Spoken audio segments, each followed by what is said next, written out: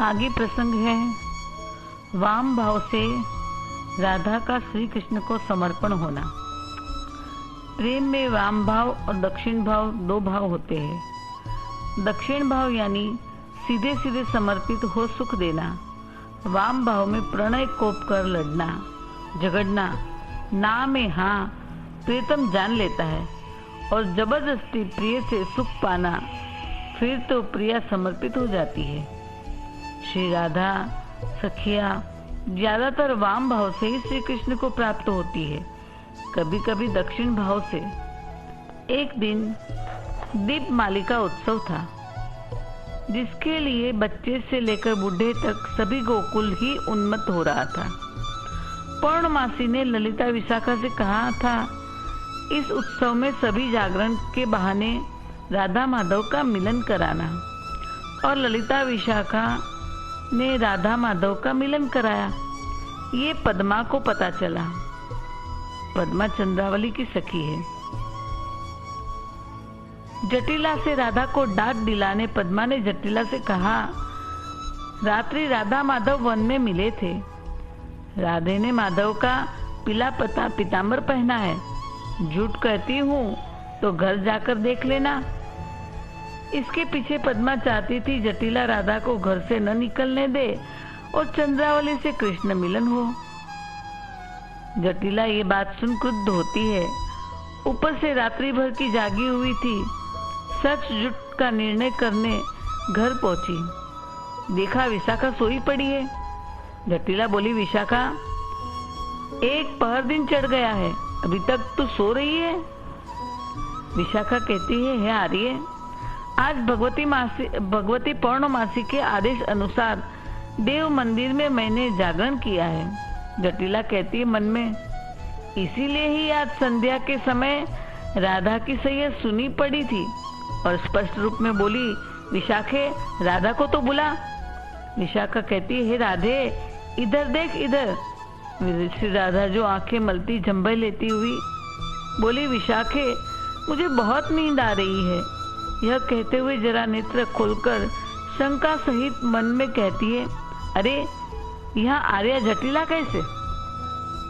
जटिला राधा को देखकर मन ही मन में बोली, हाय धिक्कार है धिक्कार, यह तो सचमुच पीतांबर ओढ़ रही है। श्री राधा जी कानाफूसी करते हुए बोली, सखी मैंने सारंगी के मुख से सुना है कि वृद्धा जटिला आधी रात को किसी क्रीड़ा पुलिन में गई थी, इसीलिए जान पड़ता है उसने हमें निश्चय देख लिया है।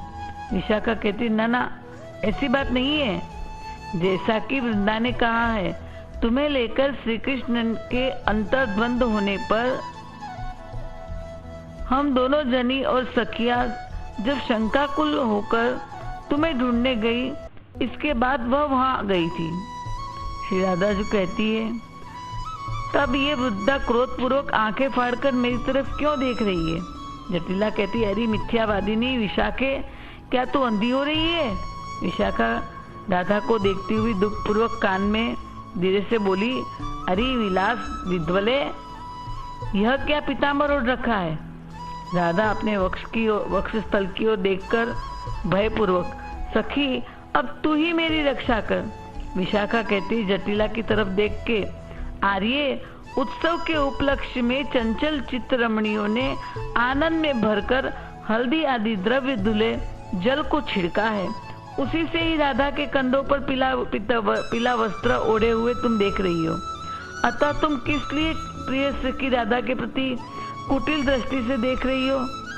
जटिला विश्वास करके बोली, विशाखे तुम बड़ी चंचल हो।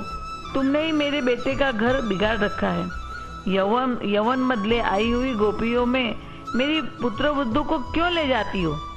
विशाखा बोली, आर्य मुझे क्यों दोष दे रही हो? इस दीपमालिका उत्सव की शोभा की निंदा कर, जिसके लिए बच्चे से लेकर बुढ़े तक सभी व्रज ही उन्मत्त हो रहा है। जटिला कहती, बेटी तू सत्य कहती है, मैंने भी देखा। आज रात को व्रज की सब युवतियां उन्मत्त होकर पुलिन में इधर उधर भ्रमण कर रही थी। विशाखा नेत्रभंगी से राधा की ओर देखती है। जटिला कहती है दीनता पूर्वक, विशाखे प्रसन्न हो, खुश रहो। देख मैं मुंह में उंगली डालकर तुम्हारे प्रति एक प्रार्थना करती हूँ, तुम मुझ पर एक अनुग्रह करो। विशाखा कहती है आदर पूर्वक, आर्य ऐसा क्यों करती हो? जो इच्छा हो आज्ञा करो। जटिला कहती है, देख बेटी, तुम अति निर्मल चरित्रा हो, इसीलिए कृष्ण के हाथ से मेरी इस पुत्र वधू की रक्षा कर। विशाखा कहती है, आर्य तुम निश्चिंत रहो, इस विषय में निश्चय ही ललिता बड़ी चतुर है, वह होशियार है। जटिला कहती, ललिता कहाँ गई है? विशाखा कहती, अभी आ रही होगी। जटिला कहती, अच्छा मैं उपले थापने जाती हूँ। ऐसा कहके जटिला चली जाती है। ललिता, विशाखा, पद्मा को अपनी अपनी युद्धेश्वरी के गौरव में वाक कलह होता है। प्रसंग है, ललिता विशाखा राधा के पास आ रही थी। रास्ते में उसे पद्मा, जो चंद्रावली की सखी है, वो मिल गई। ललिता कहती, सखी पद्मा कहाँ से आ रही हो? पद्मा कहती है, सखी श्री कृष्ण के पास से आ रही हूँ। ललिता कहती, कहाँ है कृष्ण अब? पद्मा कहती, मालती वन में है। ललिता बोली, क्या कर रहे हैं? पद्मा कहती है, मधुमंगल के साथ खेल रहे हैं। ललिता मुस्कान सहित दिल लगी करते हुए बोली, सखी तुम्हारी अभिलाषा पूर्ण हो गई है क्या? पद्मा हंसकर बोली, मन में कुछ और मत लाना, मैंने मालती की एक माला गुथकर उन्हें उपहार में दे दी है। इतना कहकर स्मरण करते हुए बोली, सखी मुझे श्री कृष्ण ने कहा, पद्मे तुम जैसे मुझे नित्य माला अर्पण करती हो, उसी प्रकार ललिता भी गौरिकादि धातुओं से मेरी विचित्र शोभा सजाती है, इसीलिए मेरी यह एक पत्रिका उसे दे देना। ऐसा कहकर पद्मा ललिता के हाथ में पत्रिका देती है।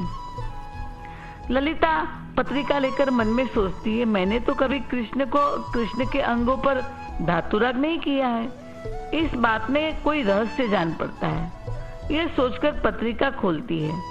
पत्र में लिखा है, हे चंचल नेत्रे ललिते, हे चंचल नेत्रे मतलब ललिते, मेरे हाथ में रागी धातु पठती परिच्छेद अर्थात पर्वत के शिखर पर स्थित लाल रंग की धातु से रंगी पोशाक समर्पण कर। पत्र पढ़कर एक क्षण सोचने के बाद ललिता समझ गई कि मेरे हाथ में श्री राधा को अर्पण कर। इस बात को संकेत पूर्वक मुझे आज्ञा की है। स्पष्टतः बोली, सखी ऐसा ही करूंगी, पहले श्री राधा को पूछकर वैसा करूंगी। इस पहली का मतलब क्या? पहली का मतलब है, हे चंचल नेत्रे ललिते, मेरे हाथ रागी धातु परिच्छेद को अर्पण कर। तात्पर्य है, रागी धातु परिच्छेद शब्द में गिरी तुच्छ पद निकाल देने से केवल राधा शब्द ही रह जाता है। रागी तो गी हट गया, धातु तू में तू हट गया, तो राधा ही तो रह जाता है। अतः श्री कृष्ण ने लिखा था कि मेरे हाथ में तू राधा को अर्पण कर। आगे प्रसंग होता है कि ललिता के संग पद्मा प्रथम श्री राधे के महल मिलने गई। वहाँ वाक कलह हुआ है सबके मध्य में। पद्मा राधा के पास आकर दिल लगी पूर्वक मुस्कुराते हुए कहने लगी, सखी राधे, दैव योग से विवाद मिट गया। गोकुलेंद्र नंदन हमारी वस्तु हरण कर लेते हैं, उसी प्रकार आज हमने भी उसका पीताम्बर हरण कर लिया है। ललिता कहती, अरे निर्लज, प्रिय सखी राधा के केसर रंजित पीत वस्त्र को देखकर क्यों अनर्थ की शंका कर रही हो? अर्थात कृष्ण संगम चिन्ह की शंका कर रही है तू उनके ऊपर। पद्मा मुस्कुराते हुए बोली, हे राधे, मुझे आज्ञा दो तो शीघ्र सखी स्थल गांव में जाकर कृष्ण लीला गान परायण प्रिय सखी चंद्रावली को सुखी करूं। विशाखा हंसकर बोली, पद्मे तुम धन्य हो जो श्री कृष्ण के दर्शन प्राप्त न होने पर भी तुम श्री कृष्ण लीला गान कर चंद्रावली को सुखी करती रहती हो, यानी झूठ मूठ में सुखी करती रहती हो। पद्मा कहती है, विशाखे तुम भी ऐसा क्यों नहीं करती हो? विशाखा कहती है, सखी हमारे ऐसे भाग्य कहाँ? पद्मा कहती, अरे क्यों नहीं है। विशाखा ने जब कहा कि तुम झूठ मूठी से कृष्ण लीला का गान कर चंद्रावली को खुश करती रहती हो, पद्मा कहती, विशाखे तुम भी ऐसा क्यों नहीं करती हो? विशाखा कहती है, सखी हमारे ऐसे भाग्य कहाँ? पद्मा कहती, अरे क्यों नहीं है? विशाखा कहती, अरे मुग्धे, यह तो कृष्ण का नाम मात्र लेने पर ही सखी हमारी राधा क्षुब्ध हो उठती है। तो लीला का गान सुनना तो दूर ही रहा, हम तो केवल कृष्ण का नाम ही ले लेती है। पद्मा मन में सोचती है, ये तो अपने पक्ष का प्रेमोत्कर्ष ही वर्णन करती है। ठीक है, स्पष्ट में कहती है, विशाखे तुम ही अर्थात में सुखी हो, हमारे लिए न जाने कैसा दुख पैदा हुआ है। ललिता कहती, पद्मे तुम्हारे लिए तो हमें कोई भी दुख की संभावना नहीं दिखती है। पद्मा कहती, ललिते ऐसा मत कहो, चंद्रावली के लिए हर समय माला गुंथन, केश संस्कार, बिंबाधर रंजन इत्यादि करते करते तो हमारे दुख का कभी अंत ही नहीं हो पाता। अर्थात चंद्रावली तो इतनी सौभाग्यशाली है कि एक दिन में ही कई बार उसे श्री कृष्ण मिलन प्राप्त होता है, इसीलिए हमें उसे बार बार श्रृंगार करना पड़ता है।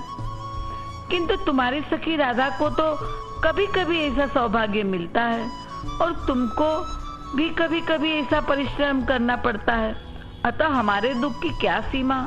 ऐसा कहकर वो चंद्रावली का उत्कर्ष बता रही है। विशाखा हंसकर बोली, सखी पद्मे सचमुच तुम्हें बहुत से कष्ट है, हमें तो केवल एक ही दुख है। पद्मा कहती, सखी वह क्या?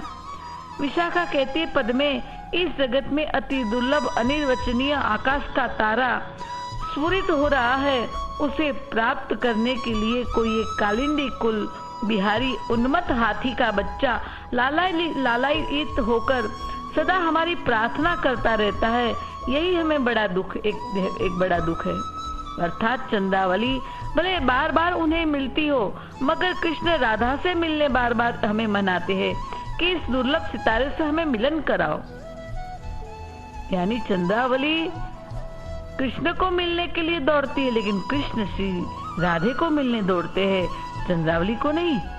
ललिता हंसते हुए बोली, हे विशाखे, और एक जो बहुत बड़ा दुख है उसे क्यों भूल रही हो?